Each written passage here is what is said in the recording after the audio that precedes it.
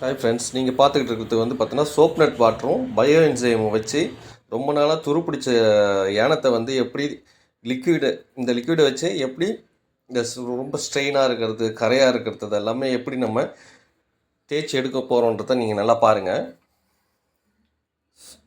இதுதான் வந்து citric bio enzyme. இதில் ஒரு மூடி எடுத்துக்கோங்க. அது கூட வந்து பார்த்தீங்கன்னாக்கா சோப் நட் வாட்டர் அது ஒரு மூடி எடுத்துக்கோங்க. இது ரெண்டுத்தையும் போட்டு ஊற வச்சு ஒரு 10 நிமிஷம் இல்லை ஒரு 1/4 மணி நேரம் எந்த டிஸ்டர்பன்ஸ் எதுவும் பண்ண தேவை அப்படியே வச்சுருங்க. ஒரு 10 நிமிஷம் ஊறினதுக்கப்புறம் இந்த மாதிரி ஸ்க்ரப்பரை கொண்டு நல்லா தேய்ங்க. ஆனால் இதில் எதுவும் நுரைகள்லாம் வராது.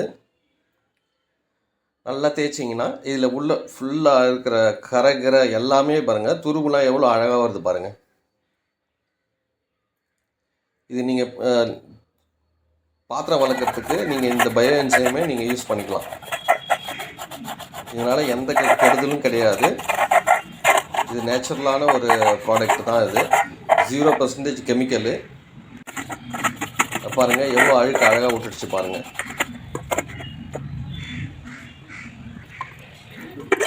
பாருங்கள், கழுவிட்டு பாருங்கள். இப்போ நான் திருப்பி காட்டுறேன். இது எப்படி இருக்குது பாருங்கள். இப்போ இதையும் பயோ என்சைமில் ஊற வச்சு நான் தேய்ச்சி காட்டுறேன் பாருங்கள். அதே same process. Soap nut water ஒரு மூடி, அப்புறம் சிட்ரிக் பயோ என்சைம் ஒரு மூடி, இது ரெண்டுத்தையும் ஊற்றி அப்படியே விட்டுடுங்க. ஒரு 10 நிமிஷம் கழித்து சேம் ப்ராசஸ் அதே மாதிரி நல்லா ஸ்க்ரப்பர் வச்சு தேய்ங்க. தேய்ச்சதுக்கப்புறம் பாருங்கள் அதிசயத்தை.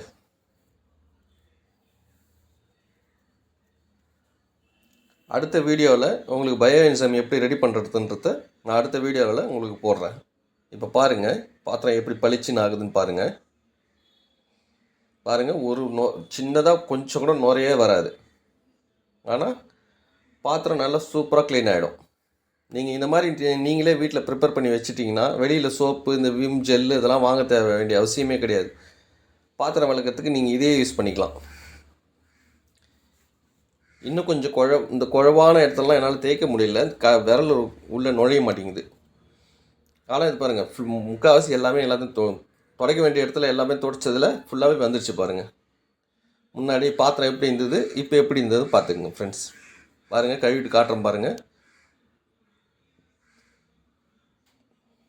சூப்பராக ஆகிடுச்சு பாருங்கள் பாத்திரம்.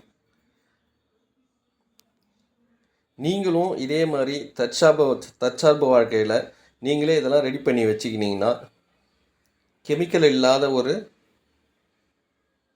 நல்ல ஒரு பொருள் நம்ம தயார் பண்ணி நம்மளே வச்சுக்கலாம். Thank you friends.